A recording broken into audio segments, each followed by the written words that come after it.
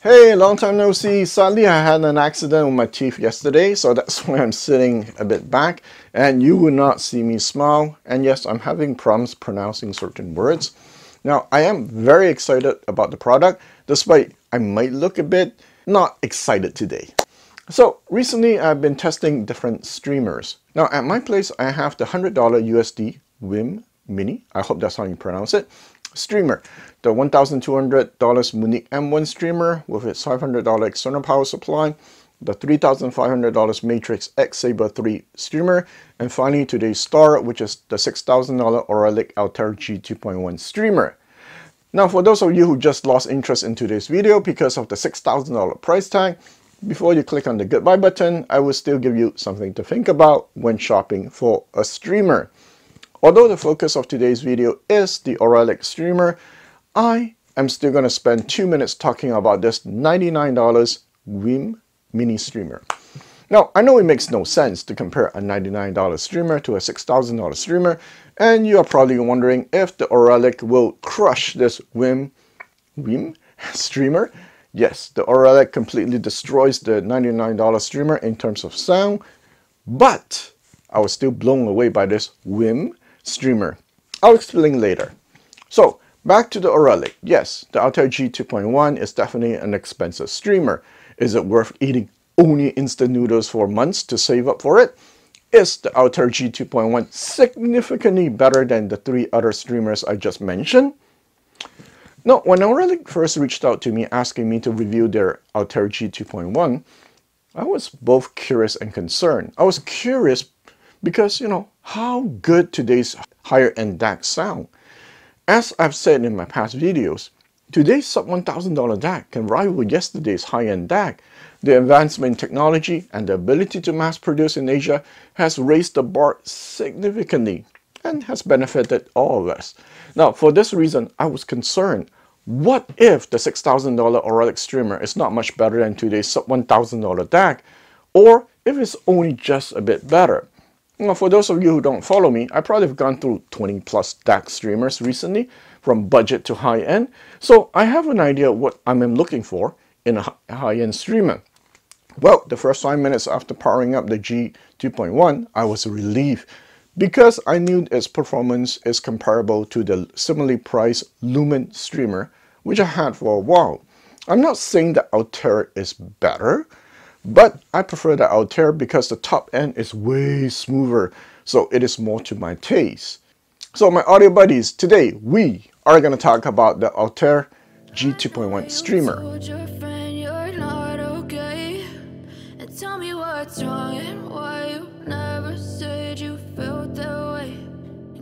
Try to stay strong and fake a smile until I look away.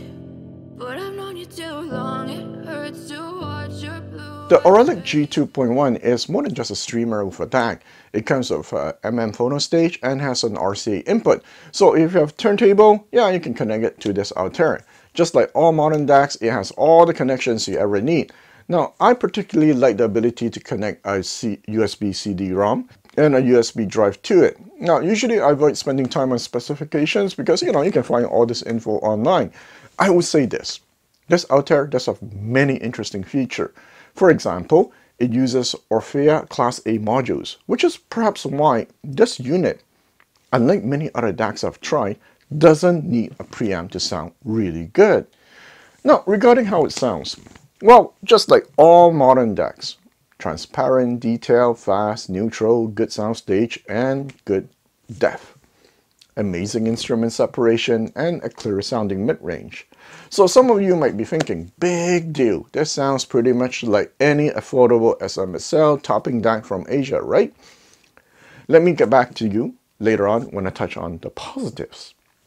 So let us start with the negatives first. First, it comes with a fantastic software called DS Lighting, but it only works with iOS. So for all of you who use Android, well, you're out of luck. Sure, and it also supports Roon, but it is really too bad I can't use that software on my Android phone. Another negative is it does not come with a remote. Well, apparently you can program any remote to work with it, but because I got an iPad, I never tested that functionality. Finally, The high-grade aluminum, fantastic, beautiful chassis, is very nice, but it is hard to keep it fingerprint free. So let's move on to the positives. And this is also the part where I will mention about the Wiim mini streamer.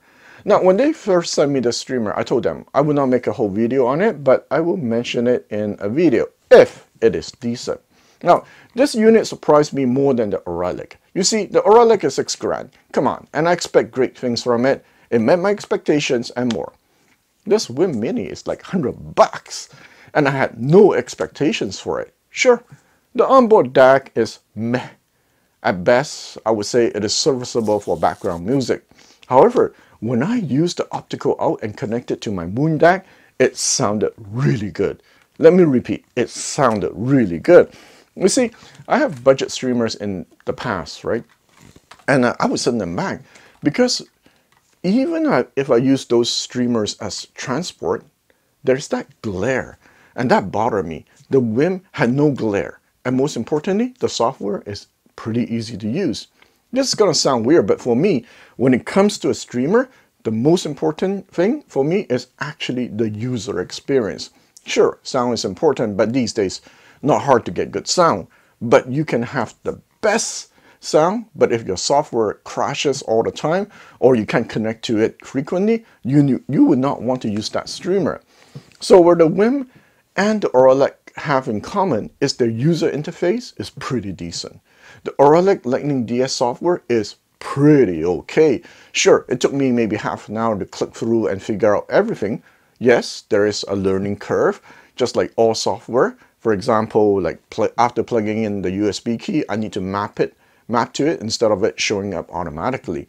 But overall, once you set it up, it's pretty decent experience. I spend most of my time with Cobos in the Lightning DS app because Auralic sent me an iPad with an active Cobos account. I love the fact that it keeps recommending me songs, and I just keep spending hours listening. After a while, man, the experience felt so seamless that I just focused on enjoying the music. The next positive is the sound. Now, one thing I noticed is that there's a hint of dryness in the lower frequency region. Now, I don't know where, to be honest, but I noticed this because I hear that also with the Lumen high-end streamer that costs a bit more. I also pick that up sometimes at the audio shows in some of those rooms that are really high-end. Now, when I say a hint of dryness, I meant the decay is a little bit shorter. I like my upper frequency to have extended decay, so it has that airy feel. That is why I love tubes. However, in the lower frequency, I like it slightly dry with a shorter decay. So what happens is drums, for example, tend to stop a bit faster. And as a result, it sounds a bit cleaner. So you don't have that bloated, blended effect where instruments are not clearly defined. I guess this is where I find Auralic different than the more affordable DACs. The slight dryness, or maybe I should say slight better control in the lower frequency region, gives it an edge in terms of instrument separation. Next, if you look at my place right now, I'm testing amplifiers that are a bit on the higher end side.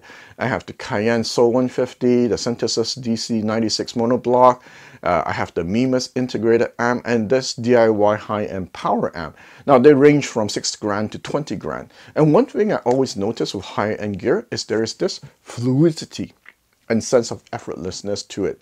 You don't find that in more entry-level gear. The Auralic is a detail and not a smooth DAC in the sense that the upper frequency is not rolled off, but its mid-range is fluid. The analogy I always say is you can drive two cars up a hill. One is a 4-cylinder car, yes I know, L4, and another is a 12-cylinder car. You can drive both at 60 kilometers per hour, same speed, but the 12-cylinder, if you're the one driving it, you can sense how effortless it is. Auralic Altair has that sense of fluid smoothness. Now, as I said, don't confuse being fluid and being smooth. The Altair is not what I call a silky smooth DAC. There's texture to it. And if you like that, then it is for you. Next, the Altair is great as a preamp. Now, most of the DAC with a volume knob I try needs a preamp to sound really good. Usually, when I plug a DAC into a power amp directly, I feel this there's something missing, something's off, like it's a bit congested or the timing is a bit off. Even my Mcintosh D150 DAC that I have, it's like 3.5 grand. I still need to use a preamp with it. Interestingly, the Auralic sounds pretty good even without a preamp. So although the 6,000 price tag is a bit high, you know what? You can skip buying a preamp. Finally, the soundstage is fantastic with good depth. I don't mean like entry-level DAC level. I mean like good spacious soundstage. Probably as good as the R2R DAC Denafrips Venus I have been trying. But I did not do a serious A/B test to be sure. The problem is my audio buddies have my Denafrips right now. I guess this is what separates entry and high-end DACs. It's the space they can create around the instruments. Now, to help me evaluate this DAC, I had my audio buddies, Mr. Kanta, Mr. Quad, Mr. DIY, and Mr. Sonus Faber tried it. Now, usually, Mr. Quad spends a few days or at most a week or two when testing something for me. This time, however, it was different. He kept it for, I think, months. Not only that, he was so impressed with it that he had to bring it over to his audio buddy, Mr. Sonus Faber's place. Once Mr. Sonus Faber tried it, he liked it so much that he went out to buy an Auralic. That's why we have two units here in this photo. My other audio buddy, Mr. Jazz, also bought an Auralic himself, and he also agreed that the DAC sounds really good without needing a preamp. So let's wrap it up at this point. Like it or not, streaming is the future. Either we stream from online services or we stream from our network hard drive. It is just a question of time before most of us will end up streaming.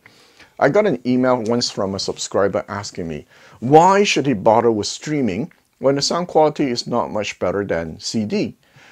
Good question. And let me tell you about this friend of mine who owns this CD player that cost $30,000. He told me he was never interested in streaming because the sound quality is the most important thing for him, and he thought streaming will never be as good.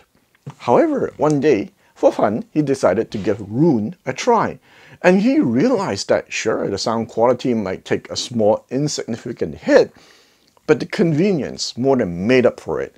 He suddenly has access to almost all the music that was ever created at the tip of his finger.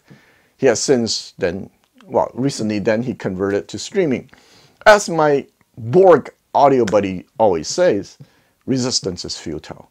Just give streaming a try. Now, the Auralic G2.1 is not cheap, but if you have deep pockets, 100% absolutely worth your time to check it out. No need to buy it blindly because they sell these in the stores. And I'm pretty confident that for some of you, this is the solution that you've been looking for. So with that said, I will see you next time.